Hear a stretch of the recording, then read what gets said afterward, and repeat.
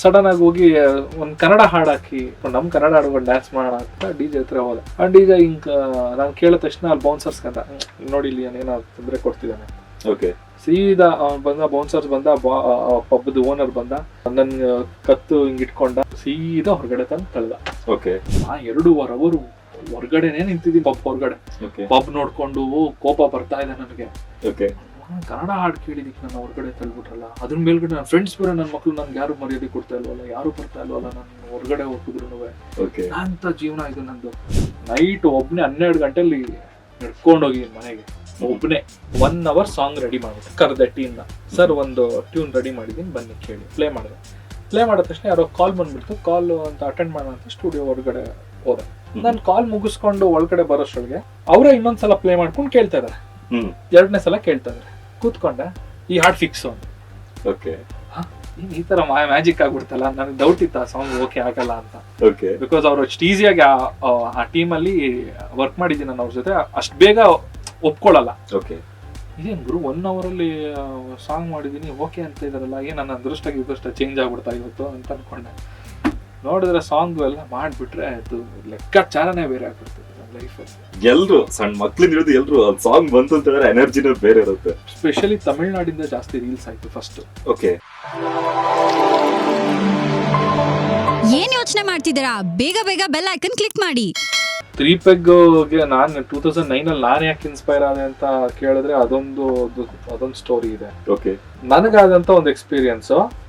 ನಾನು ಮೈಸೂರಲ್ಲಿ ಒಂದು ಪಬ್ಬಿಗೆ ಹೋಗಿದ್ದೆ. ಓಕೆ. ನಾನು ಅವಾಗ ಓದ್ತಾ ಇದ್ದೆ, ಇನ್ನು ಡಿಗ್ರಿ ಓದ್ತಾ ಇದ್ದೆ. ಓಕೆ. ನಾನು ಫಾರ್ ದ ಫಸ್ಟ್ ಟೈಮ್ ನನ್ನ ಲೈಫಲ್ಲಿ ಪಬ್ಬಿಗೆ ಅಂತ ಹೋಗಿದ್ದು. ನನಗೆ ಅಲ್ಲಿ ಹೆಂಗಿರುತ್ತೆ ಏನು ಅಂತ ಕುತೂಹಲ, ಒಳಗಡೆ ಹೋದೆ. ಎಲ್ಲ ನೋಡಿದೆ, ಎಲ್ಲ ಖುಷಿ ಆಯ್ತು, ಸಖತ್ತಾಗಿತ್ತು. ಸೌಂಡು, ಲೈಟು ಏನೆಲ್ಲ ಒಳ್ಳೊಳ್ಳೆ ಹಿಂದಿ ಹಾಡಾಕ್ತಾರೆ, ಇಂಗ್ಲೀಷು ಎಲ್ಲ ಆಗ್ತಾ ಇದಾರೆ, ಸಖತ್ತಾಗಿ ಆಗ್ತಾ ಇದಾರೆ. ಬಟ್ ನನಗೇನು ಅನ್ನಿಸ್ತು, ಸಡನ್ ಆಗಿ ಹೋಗಿ ಒಂದು ಕನ್ನಡ ಹಾಡು ಹಾಕಿ ಒಂದು ಕನ್ನಡ ಕೇಳೋಣ ನಮ್ದು, ಎಲ್ಲರೂ ಡ್ಯಾನ್ಸ್ ಮಾಡಿ ನಮ್ ಕನ್ನಡ ಹಾಡುಕೊಂಡು ಡ್ಯಾನ್ಸ್ ಮಾಡೋಣ ಅಂತ ಹೋಗ್ಬಿಟ್ಟು ಹೋದೆ ಕೇಳೋಣ ಅಂತ DJ ಹತ್ರ ಹೋದೆ. ಆ DJ ಹಿಂಗ್ ನಾನು ಕೇಳಿದ ತಕ್ಷಣ ಅಲ್ಲಿ ಬೌನ್ಸರ್ಸ್ ಕಂಡ ನೋಡಿ ಇಲ್ಲಿ ಏನೋ ತೊಂದರೆ ಕೊಡ್ತಿದ್ದಾನೆ. ಸೀದಾ ಬಂದ ಬೌನ್ಸರ್ಸ್ ಬಂದ, ಪಬ್ದ ಓನರ್ ಬಂದ, ನನ್ನ ಕತ್ತು ಹಿಂಗ್ ಇಟ್ಕೊಂಡ, ನನ್ನ ಇಟ್ಕೊಂಡು ಸೀದಾ ಹೊರಗಡೆ ತಂದು ತಳ್ದ. ಕನ್ನಡ ಹಾಡು ಕೇಳಿದಕ್ಕೆ. ನಾನಿನ್ನು ಚಿಕ್ಕ ಹುಡುಗ ಗೊತ್ತಲ್ಲ, ಆಗ ಡಿಗ್ರಿ ಎಕ್ಸೈಟ್ಮೆಂಟ್ ಇರುತ್ತೆ. ಮತ್ತೆ ನಾನ್ ನೋಡಕ್ಕೂ ಒಳ್ಳೆ ಚೈಲ್ಡ್ ತರ ಇರ್ತೀನಿ ಅವಾಗ. ಅಫ್ಕೋರ್ಸ್ ಡಿಗ್ರಿ ಓದ್ಬೇಕಾದ್ರೆ ಇನ್ನೂ ಚೈಲ್ಡ್ ನನ್ ಮಗ ಅಂತ ಅಂದ್ಬಿಟ್ಟು ತಳ್ಬಿಟ್ಟಿದೆ ನನ್ಗೆ. ಅವತ್ತು ನನ್ಗೆ ಒಂದು ಅವಮಾನ ಆಯ್ತು. ಅದೊಂದು ಇನ್ಸ್ಪಿರೇಷನ್. ಅದು ಹೇಳಕ್ಕಾಗಲ್ಲ ನನ್ಗೆ. ಒಳಗಡೆ ನನ್ನ ಫ್ರೆಂಡ್ಸ್ ಎಲ್ಲ ಆರಾಮಾಗಿ ಡ್ಯಾನ್ಸ್ ಮಾಡ್ತಾರೆ, ನನ್ನ ಹೊರಗಡೆ ತಳ್ಳಿದ್ರು. ಅವ್ರು ಒಳಗಡೆ ಇದಾರೆ, ಯಾರು ಹೊರಗಡೆ ಬರ್ತಾ ಇಲ್ಲ. ಯಾಕಂದ್ರೆ ಒಂದ್ಸಲ ಹೊರಗಡೆ ಬಂದ್ರೆ ಒಳಗಡೆ ಅಂತ ಹೇಳಿದ್ದಾರೆ. ಅವ್ರು 500 ರೂಪಾಯಿ ನಾವು ಬೇರೆ ದುಡ್ಡು ಕೊಟ್ಟು ಬೇರೆ ಹೋಗ್ಬಿಟ್ಟಿದೀವಿ ಅವಾಗ. ಅದು ದೊಡ್ಡ ವಿಚಾರ. 500 ರೂಪಾಯಿ ಅವ್ರು 500 ರೂಪಾಯಿ ಕೊಟ್ಟಿದ್ದೀನಿ ನಾನೇ ಹೋಗ್ಲಿ ಅಂತ ಅಂದ್ಬಿಟ್ಟು ಅವರೆಲ್ಲ ಡ್ಯಾನ್ಸ್ ಮಾಡ್ತಾನೆ ಇದಾರೆ. ಇದೊಂದು ರಾತ್ರಿ 10 ಗಂಟೆಗೆ ಆಗಿರೋದು ವಿಚಾರ. 10 ಆಯ್ತು, 11 ಆಯ್ತು, 11:30 ಆಯ್ತು. ನಾ 2.5 hours ಹೊರಗಡೆನೆ ನಿಂತಿದ್ದೀನಿ ಪಬ್ ಒಳಗಡೆ, ಪಬ್ ಹೊರಗಡೆ. ಪಬ್ ನೋಡ್ಕೊಂಡು ಕೋಪ ಬರ್ತಾ ಇದೆ ನನಗೆ. ಕನ್ನಡ ಹಾಡು ಕೇಳಿದಿಕ್ಕೆ ನನ್ನ ಹೊರಗಡೆ ತಳ್ಬಿಟ್ರಲ್ಲ. ಅದ್ರ ಮೇಲ್ಗಡೆ ನನ್ನ ಫ್ರೆಂಡ್ಸ್ ಬೇರೆ, ನನ್ನ ಮಕ್ಳು ನನ್ಗೆ ಯಾರು ಮರ್ಯಾದೆ ಕೊಡ್ತಾ ಇಲ್ವಲ್ಲ, ಯಾರು ಬರ್ತಾ ಇಲ್ವಲ್ಲ, ನನ್ನ ಹೊರಗಡೆ ಹೋಗಿದ್ರು ಅಂತ ಜೀವನ ಇದು ನಂದು. ನನ್ನ ಲೈಫಲ್ಲಿ ನಾನೊಂದು ಸಾಂಗ್ ಮಾಡ್ತೀನಿ ಗುರು, ಕನ್ನಡ ಹಾಡು. ಅದು ಈ ಪಬ್ ಅಲ್ಲ, ಎಲ್ಲಾ ಪಬ್ಬಲ್ಲಿ ಪ್ಲೇ ಆಗಬೇಕು ಅಂತ ಅಲ್ಲಿ ಡಿಸೈಡ್ ಮಾಡಿದ. ಆವತ್ತು ಆ ಒಂದು 2.5 hours ನನ್ನ ಒಳಗಡೆನೆ ಅದೆಷ್ಟು ಇನ್ಸ್ಪೈರ್ ಆದೆ ಅನ್ನೋದು ನನ್ಗೊಬ್ಬನಿಗೆ ಗೊತ್ತು. ಹಂಗಾಗಿ ರಾತ್ರಿ ಅಷ್ಟೊತ್ತಾದ್ರೂ ಬರ್ಲಿಲ್ಲ ಅವ್ರು. 12 ಗಂಟೆ ಆದ್ರೂ ಹೊರಗಡೆ ಬಂದಿಲ್ಲ. ಒಬ್ನೇ ನಡ್ಕೊಂಡು ಹೊರಟೆ. ಬಿಕಾಸ್ ನನ್ನ ಹತ್ರ ನಾನು ಯಾರ್ದೋ ಗಾಡಿಲಿ ಬಂದಿದ್ದೀನಿ. ವಾಪಸ್ ನನ್ಗೆ ಆಟೋದಲ್ಲಿ ಹೋಗ್ಬೇಕಂದ್ರೆ ನೈಟ್ ಎಲ್ಲ ತುಂಬಾ ಜಾಸ್ತಿ ದುಡ್ಡು ಕೇಳ್ತಾರೆ. ಆಲ್ಮೋಸ್ಟ್ ನನ್ನ ಮನೆಗೆ ಒಂದು 4 ಕಿಲೋಮೀಟರ್ 4.5 ಕಿಲೋಮೀಟರ್ ದೂರ ಇದೆ. ನೈಟ್ ಒಬ್ನೇ 12 ಗಂಟೆಲಿ ನಡ್ಕೊಂಡೋಗಿ ಮನೆಗೆ ಒಬ್ನೇ.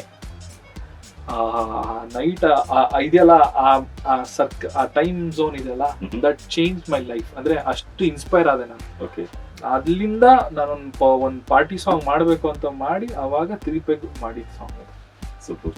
ಇವಾಗ ಪಬ್ಬಲ್ ಪ್ಲೇ ಆಗುತ್ತಾ ಸಾಂಗ್? ಬೇರೆ ಲೆಕ್ಕಾಚಾರ ಇಲ್ಲಲ್ಲ, ಬೇರೆ ಬೇರೆ ದೇಶದಲ್ಲಿ ಪ್ಲೇ ಆಗ್ತಾ ಇದೆ. ಆ ಪಬ್ ಮಾತ್ರ ಇದು ಎಲ್ಲ ಪಬ್ಬಲ್ಲೂ ಪ್ಲೇ ಆಗ್ತದೆ. ಪ್ರತಿಯೊಬ್ಬ ಮನುಷ್ಯನ್ಗೆ ಒಂದು ಟ್ರಿಗರ್ ಪಾಯಿಂಟ್ ಬೇಕು ಲೈಫಲ್ಲಿ. ಒಂದು ಫೈರ್ ಬಂದ್ರೆ ಎಲ್ಲ ಇದಾಗುತ್ತೆ.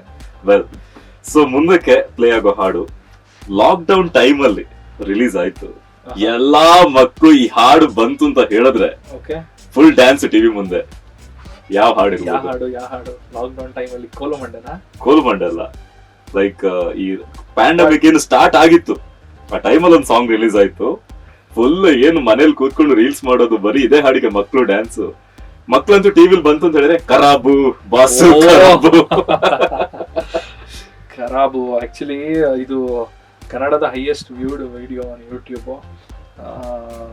ಸೊ ಈ ಹಾಡು ನನಗೆ ಗೊತ್ತಿಲ್ಲ ಇದು ಓಕೆ ಇಷ್ಟು ಹಿಟ್ ಆಗುತ್ತೆ ಅಂತ ನಾನಂತೂ ಯಾವತ್ತೂ ನಾನು ಎಣಿಸಿಲ್ಲ. ಓಕೆ, ಸೊ ಹಾಡಿನ ಬಗ್ಗೆ ಮಾತಾಡೋದಕ್ಕಿಂತ ಮುಂಚೆ ನನ್ಗೊಂದು ಪ್ರಶ್ನೆ ಇದೆ ನಿಮ್ಮ ಎಲ್ಲಾ ಹಾಡುಗಳ ಕುರಿತಾಗಿ. ಲೈಕ್ ಇವಾಗ ಚಂದನ್ ಶೆಟ್ಟಿ ಅವ್ರ ಒಂದು ಸಾಂಗ್ ಮಾಡಿದ್ರು ಅಂತ ಹೇಳಿದ್ರೆ ಒಂದಲ್ಲ ಒಂದ್ ರೀಸನ್ ಹಿಟ್ ಆಗೇ ಆಗುತ್ತೆ. ಸೊ ನೀವು ಆ ಜನರಿಗೆ ಏನ್ ಬೇಕು ಅನ್ನೋದನ್ನ ಹೇಗ್ ನೀವು ತಗೋತೀರಾ, ಅಂದ್ರೆ ಹೇಗ್ ನೀವು ಗೆಸ್ ಮಾಡ್ತೀರಾ? ಸಿ ನನ್ನ ಒಂದು ವಿಷನ್ ಏನಂತ ಹೇಳಿದ್ರೆ, ಸಾಂಗ್ ಏನಕ್ಕೆ ನಾನು ಯಾಕೆ ಮಾಡ್ತೀನಿ ಅಂತ ಹೇಳಿದ್ರೆ, ಪ್ರತಿಯೊಬ್ಬ ಮನುಷ್ಯ ಅವ್ರವ್ರ ಲೈಫಲ್ಲಿ ಅವ್ರವ್ರ ಬ್ಯುಸಿ ಇರ್ತಾರೆ. ಅವ್ರ ಕೆಲ್ಸಾನೇ ಅವ್ರಿಗೆ ದೊಡ್ಡದು, ಆಯ್ತಾ? ಅವ್ರಿಗೆ ಬೇರೆ ಯಾರ ಲೈಫಲ್ಲಿ ಏನೇ ಆದ್ರೂ ನಾವು ಅಷ್ಟು ತಲೆ ಕೆಡ್ಸ್ಕೊಳಕ್ ಹೋಗಲ್ಲ. ಅವ್ರ ಲೈಫ್ ಅವ್ರಿಗೆ ಇಂಪಾರ್ಟೆಂಟ್ ಆಗಿರುತ್ತೆ, ಅವ್ರ ದುಡಿಮೆ ಅವ್ರಿಗೆ ಇಂಪಾರ್ಟೆಂಟ್ ಆಗಿರುತ್ತೆ. ಅವ್ನ್ ದುಡಿಲೇಬೇಕು ಪ್ರತಿಯೊಬ್ಬ ಮನುಷ್ಯ. At the end of the day ಅವ್ನು ದುಡ್ದು ಬಂದಾದ್ಮೇಲೆ ರಾತ್ರಿ ಅವ್ನು ರಿಲ್ಯಾಕ್ಸ್ ಆಗಕ್ಕೆ ಅವ್ನಿಗೆ ಒಂದು ಟೈಮ್ ಇರುತ್ತೆ. ಅವ್ನು ರಿಲ್ಯಾಕ್ಸ್ ಆಗ್ಬೇಕು ಅಂತ ಅವ್ನೊಂದು ಟೈಮ್ ಇಟ್ಕೊಂಡಿರ್ತಾನೆ. ಒಂದು 8 ಗಂಟೆ ಮನೆಗೆ, 9 ಗಂಟೆ ಮನೆಗೆ ಹೋದ ತಕ್ಷಣ 9 ರಿಂದ 10 ಗಂಟೆ he wants to be relaxed. So ಅದು ಎಲ್ಲ ಪ್ರತಿಯೊಬ್ಬರಿಗೂ ಬೇಕು. ಆ ರಿಲ್ಯಾಕ್ಸೇಷನ್ ಟೈಮ್ ಇದೆಯಲ್ಲ, ನಾನು ಅದನ್ನ ಜಾಸ್ತಿ ಆಕ್ಯುಪೈ ಆ ರಿಲ್ಯಾಕ್ಸೇಷನ್ ಟೈಮಲ್ಲಿ ನನ್ನ ಕಾಂಟ್ರಿಬ್ಯೂಷನ್ ಏನಿದೆ ಅನ್ನೋದನ್ನ ನಾನು ಜಾಸ್ತಿ ಯೋಚನೆ ಮಾಡ್ತೀನಿ. ಅವ್ರು ರಿಲ್ಯಾಕ್ಸ್ ಆಗಕ್ಕೆ ನನ್ನೊಂದು ಹಾಡು ಒಂದೊಂದು ಹಾಡು ಹಾಕೊಂಡ್ರೆ ಕೇಳ್ತಾ ಇದ್ರೆ ಆಹಾ, ಪಕ್ಕದಲ್ಲಿ ಸ್ವಲ್ಪ ನೀರು, ಕಲರ್ ವಾಟರ್, ನೀರಿಗೆ ಒಂದ್ ಸ್ವಲ್ಪ ಕಲರ್ ಹಾಕೊಂಡು ಸ್ವಲ್ಪ ಚಿಪ್ಸ್ ಅದು ಇದು ತಿನ್ನಕ್ಕೆಲ್ಲ. ಸೊ ಅದು ಇದ್ದಾಗ ಅಂದ್ರೆ ಅದು ಅವ್ರಿಗೆ ಅಂದ್ರೆ ಆ ತರದವ್ರಿಗೆ. ಕೆಲವರು ಅದನ್ನ ಮಾಡೋದಿಲ್ಲ, ಅವರು ಬರೀ ಹಾಡ್ ಕೇಳಿ ರಿಲ್ಯಾಕ್ಸ್ ಆಗ್ತಾರೆ. ಒಂದೆರಡು ಹಾಡ್ ಕೇಳಿದ್ರೆ ಸಾಕು, ತಲೆ ಒಳ್ಳೆ ಮ್ಯೂಸಿಕ್ ರಿಫ್ರೆಶ್. ಕೇಳಿದ್ರೆ ಜೋಶ್ ಬರ್ಬೇಕು. ಹೋಗ ಬಾಸ್ ಏನೋ ಬೈತಿದ್ರೆ ಹೋಗಲ್ಲ, ಸಾಂಗ್ ಹಾಕೊಂಡು ಅದಿರ್ಬೇಕು. ಸೊ ಅದಕ್ಕೆ ನಾನು ಜಾಸ್ತಿ ಸ್ವಲ್ಪ ಈ ಎಂಟರ್ಟೈನ್ಮೆಂಟ್, ರಿಲ್ಯಾಕ್ಸೇಷನ್, ಈ ತರ ಒಂದು ಪಾರ್ಟಿ ಮೂಡಿರುವಂತದ್ದು, ಎನರ್ಜಿ ಬರುವಂತ ಸಾಂಗ್ಸ್ ಜಾಸ್ತಿ ಮಾಡ್ತೀನಿ. Because I want to give some happiness to my listeners. So that's what I do. So coming back to ಕರಾಬು ಬಂದು ಪೊಗರು ಸಿನಿಮಾಗೆ ಸ್ಪೆಷಲಿ ಅದಕ್ಕೋಸ್ಕರ ಅಂತಾನೆ ಕಂಪೋಸ್ ಮಾಡಿದಂತ ಹಾಡು. ಮುಂಚೆ ಎಲ್ಲೋ ಕಂಪೋಸ್ ಮಾಡಿ ಪೊಗರು ಸಿನಿಮಾಗೆ ಸೆಟ್ ಆಗುತ್ತೆ ಅಂತ ಕೊಟ್ಟಿದ್ದಂತಲ್ಲ. ನಂದಕಿಶೋರ್ ಅವರು ಅಂಡ್ ಧ್ರುವ ಸರ್ಜಾ ಅವರಿಬ್ರು ಕರೆದ್ರು, ಹಿಂಗೆ ಒಂದು ಸಾಂಗ್ ಮಾಡಬೇಕು. ಸರಿ ಸರ್ ಮಾಡ್ತೀನಿ. ಫಸ್ಟ್ ಹೇಳಿದ್ರು, ಸರ್ ನನ್ನ ಸಿಚುವೇಶನ್ ಹೇಳಿ. ನೋಡಿ, ಹೀರೋ ಸಖತ್ ರಗಡ್ಡು, ಯಾರಿಗೂ ಕೇರ್ ಮಾಡಲ್ಲ, ಅವನಿಗೆ ತಂದೆ ತಾಯಿ ಇಲ್ಲ, ಅನಾಥ, ಅವನೊಂಥರ ಸಖತ್ತು ಈ ಸಮಾಜದಲ್ಲಿ ಒಂಥರ ಕಟುಕ ತರ ಬದುಕ್ತಾ ಇರ್ತಾನೆ. ಅವನು ಒಂದು ಹುಡುಗಿಯಿಂದ ಬಿದ್ದು ಹಾಡ್ಕೊಂಡು ಹೋಗೋ ಹಾಡು ಅಂತಂದ್ರು. ಸರಿ ಯೋಚನೆ ಮಾಡಿದೆ, ಏನ್ ಮಾಡುದು ಯೋಚನೆ ಮಾಡಿದ್ರೆ ತಲೆ ಓಡ್ತಾ ಇಲ್ಲ, ಏನಾದ್ರು ಬರ್ಬೇಕು ಸರ್. ಆಮೇಲೆ ಕೇಳಿದೆ, ಸರ್ ನೀವು ಶೂಟಿಂಗ್ ಮಾಡಿದಿರಲ್ಲ, ಒಂದು ಸ್ವಲ್ಪ ಏನಾದ್ರು ವಿಜುವಲ್ ತೋರಿಸಿ ಸರ್, ನನಗೆ ಆ ಕ್ಯಾರೆಕ್ಟರ್ ಕಣ್ಮುಂದೆ ಬರ್ತಾ ಇಲ್ಲ ನನಗೆ. ಬಿಕಾಸ್ ಧ್ರುವನ ನಾವು ಒಂದು ಚಾಕ್ಲೇಟ್ ಬಾಯ್ ಆಗಿ, ಲವರ್ ಬಾಯ್ ಆಗಿ ನೋಡಿದ್ದೀನಿ ನಾನು ಅಷ್ಟೇ. ಸಡನ್ ಆಗಿ ನಾನು ಧ್ರುವನ ಆತರ ಇಮ್ಯಾಜಿನ್ ಮಾಡ್ಕೋಬೇಕಲ್ವಾ, ನನಗ್ ಅವ್ರ ತಲೆಯೊಳಗೆ ಕೂರ್ತಾ ಇಲ್ಲ ನನಗೆ. ಬಿಕಾಸ್ ಅಲ್ಲಿ ತನಕ ಅವ್ರು ಮಾಡಿದ್ದು ಬರೀ ಫ್ಯಾಮಿಲಿ ಓರಿಯೆಂಟೆಡ್ ಸಿನಿಮಾಗಳೇ, ಲವ್ ಸ್ಟೋರಿ, ಫ್ಯಾಮಿಲಿ ಓರಿಯೆಂಟೆಡ್ ಆ ತರ ಸ್ಟೋರಿ. ಧ್ರುವ ಈ ತರ ಕಟುಕ, ಹಂಗೆ ಈ ತರ ನಂಗೆ ಹೋಗ್ತಾನೆ ಇಲ್ಲ ತಲೆ ಒಳಗಡೆ. ಸರ್ ಒಂದು ಚೂರು ವಿಜುವಲ್ಸ್ ತೋರಿಸಿ ಸರ್, ಏನಾದ್ರು ಬರ್ಬೋದು.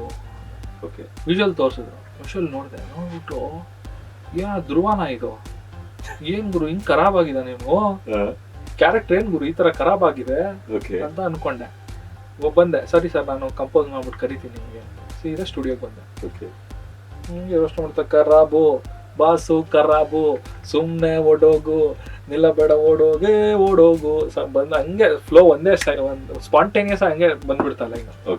ಸರಿ ಆಯ್ತು, ಫುಲ್ ಡಾನ್ಗಳು, ರೌಡಿಗಳು ಫಿದಾ ಗೌರೆ, ನನ್ನ ಭೇಟಿ ಮಾಡೋಕೆ ಮುಗಿ ಬಿದ್ದವ್ರೆ. ಏನೋ ಒಬ್ಬ ಈ ತರ ಒಬ್ಬ ರೌಡಿ ಲೈಫ್ ಸುತ್ತಮುತ್ತ ಏನೇನು ವರ್ಡ್ಸ್ಗಳು ಸಿಗುತ್ತೆ ಆ ವರ್ಡ್ಸ್ಗಳೆಲ್ಲ ತಗೊಂಡೇ ಬರ್ದೆ. ವಿತಿನ್ 1 hour ಸಾಂಗ್ ರೆಡಿ ಮಾಡ್ಬಿಟ್ಟೆ. ಓಕೆ. ಆಮೇಲೆ ಕರೆದೆ ಟೀಮ್ನ, ಸರ್ ಒಂದು ಟ್ಯೂನ್ ರೆಡಿ ಮಾಡಿದ್ದೀನಿ ಬನ್ನಿ ಕೇಳಿ. ನಮ್ಮ ಆಫೀಸ್ ಅವ್ರ ಆಫೀಸ್ ಎಷ್ಟು ಗೊತ್ತಾ, ಇಲ್ಲಿಂದ 100 meters ಅಷ್ಟೇ ದೂರ, ನಡ್ಕೊಂಡು ಬರ್ಬೋದಿತ್ತು. ಓಕೆ. ಕರಾಬು ಫಿಲಮ್ ಆಫೀಸು ಮತ್ತೆ ನನ್ನ ಸ್ಟುಡಿಯೋ ಓಕೆ. 100 meters ದೂರ. ಹಿಂಗೆ ಟಕ್ ಅಂತ ಬಂದ್ರು ಸರ್ ಅದೇ ರಫ್ ಆಗಿ ಮಾಡಿದ್ದೀನಿ ಕೇಳಿ ಅಂತ ಅಂದ್ಬಿಟ್ಟು ಪ್ಲೇ ಮಾಡಿದೆ. ಪ್ಲೇ ಮಾಡಿದ ತಕ್ಷಣ ಯಾರೋ ಕಾಲ್ ಬಂದ್ಬಿಡ್ತು. ಕಾಲ್ ಅಂತ ಅಟೆಂಡ್ ಮಾಡೋಣ ಅಂತ ಸ್ಟುಡಿಯೋ ಹೊರಗಡೆ ಹೋದೆ. ನಾನು ಕಾಲ್ ಮುಗಿಸ್ಕೊಂಡು ಒಳಗಡೆ ಬರೋಷ್ಟೊಳಗೆ ಅವರೇ ಇನ್ನೊಂದ್ಸಲ ಪ್ಲೇ ಮಾಡ್ಕೊಂಡು ಕೇಳ್ತಾ ಇದಾರೆ. 2ನೇ ಸಲ ಕೇಳ್ತಾ ಇದಾರೆ. ಕೂತ್ಕೊಂಡೆ, ಈ ಹಾಡ್ ಫಿಕ್ಸ್ ಅಂತ. ಓಕೆ. ಈ ತರ ಮ್ಯಾಜಿಕ್ ಆಗ್ಬಿಡ್ತಲ್ಲ. ನನಗೆ ಡೌಟ್ ಇತ್ತು ಆ ಸಾಂಗ್ ಓಕೆ ಆಗಲ್ಲ ಅಂತ. ಓಕೆ. ಬಿಕಾಸ್ ಅವ್ರು ಅಷ್ಟು ಈಸಿಯಾಗಿ ಆ ಟೀಮಲ್ಲಿ ವರ್ಕ್ ಮಾಡಿದ್ದೀನಿ ನಾನು ಅವ್ರ ಜೊತೆ, ಅಷ್ಟು ಬೇಗ ಒಪ್ಕೊಳ್ಳಲ್ಲ. ಓಕೆ. ಇದೇನು ಗುರು 1 hour ಅಲ್ಲಿ ಸಾಂಗ್ ಮಾಡಿದ್ದೀನಿ ಓಕೆ ಅಂತ ಇದಾರಲ್ಲ, ಏನ್ ನನ್ನ ಅದೃಷ್ಟ ಚೇಂಜ್ ಆಗ್ಬಿಡ್ತಾ ಇವತ್ತು ಅಂತ ಅನ್ಕೊಂಡೆ. ನೋಡಿದ್ರೆ ಸಾಂಗ್ ಎಲ್ಲ ಮಾಡಿಬಿಟ್ರೆ ಅದು ಲೆಕ್ಕಾಚಾರನೇ ಬೇರೆ ಆಗ್ಬಿಡ್ತದೆ ನನ್ನ ಲೈಫಲ್ಲಿ. ಅದು ಹೇಳಕ್ಕೆ ಆಗಲ್ಲ ಅಷ್ಟು. ನೋಡಿ ಆ ಥರ ಒಂದೊಂದು ಸಾಂಗ್ಸ್ ಫುಲ್ಲು ಎಲ್ರು ಸಣ್ಣ ಮಕ್ಳಿಂದ ಹಿಡಿದು ಎಲ್ರು ಸಾಂಗ್ ಬಂತು ಅಂತ ಹೇಳಿದ್ರೆ ಎನರ್ಜಿನೇ ಬೇರೆ ಇರುತ್ತೆ. ಸ್ಪೆಷಲಿ ತಮಿಳ್ನಾಡಿಂದ ಜಾಸ್ತಿ ರೀಲ್ಸ್ ಆಯ್ತು ಫಸ್ಟ್. ಓಕೆ. ತಮಿಳ್ನಾಡಲ್ಲಿ ಫಸ್ಟ್ ಸಾಂಗ್ ರೀಚ್ ಆಯ್ತು. ಓಕೆ. ಆಮೇಲೆ ಕರ್ನಾಟಕದಲ್ಲಿ ಹಿಟ್ ಆಗಿತ್ತು. ಫಸ್ಟ್ ರೀಲ್ಸ್ ಮಾಡಿದವರೆಲ್ಲ ತಮಿಳ್ನಾಡಿಂದ. ಓಕೆ. ಇವತ್ತಿಗೂ ಅಲ್ಲಿ ಈ ದೇವ್ರಗಳನ್ನ ಕೂರಿಸಿ ಸ್ಪೀಕರ್ ಹಾಕ್ತಾರೆ ಗೊತ್ತಾ, ಅಲ್ಲಿ ಕರಾಬು ಪ್ಲೇ ಮಾಡ್ತಾರೆ ತಮಿಳ್ನಾಡಲ್ಲಿ, ಚೆನ್ನೈಯಲ್ಲಿ. ಆ ಮಟ್ಟಿಗೆ ರೀಚ್ ಆಗಿದೆ ಸಾಂಗ್. ನೋಡಿ, ನೀವು ಅವಾಗ್ಲೇ ಹೇಳಿದ್ರಿ ಒಂದಿನ ಸಾಂಗ್ ಮಾಡ್ತೀನಿ ಎಲ್ಲಾ ಕಡೆ ಪ್ಲೇ ಆಗುತ್ತೆ. ನೀವು ಮಾಡಿರೋ ಸಾಂಗ್ಗಳು ಎಲ್ಲಾ ಕಡೆ ಪ್ಲೇ ಆಗ್ತದೆ. ಅವನಿಗೆ ಥ್ಯಾಂಕ್ಸ್ ಹೇಳ್ಬೇಕು. ನನ್ನ ತಳ್ಳದ್ನಲ್ಲ ಒಬ್ಬಿಂದ ತಳ್ದವನಿಗೆ ಥ್ಯಾಂಕ್ಸ್. ಅವಳು ಎಲ್ಲಿದಾನ್ ಗೊತ್ತಿಲ್ಲ ನನಗೆ. ಇಂತಹ ಹೆಚ್ಚಿನ ಕಾಂಟೆಂಟ್ ಗಳಿಗೆ ಸಬ್ಸ್ಕ್ರೈಬ್ ಆಗಿ radio city Kannada YouTube channel. ಏನ್ ಯೋಚನೆ ಮಾಡ್ತಿದ್ದೀರಾ, ಬೇಗ ಬೆಲ್ ಐಕನ್ ಕ್ಲಿಕ್ ಮಾಡಿ.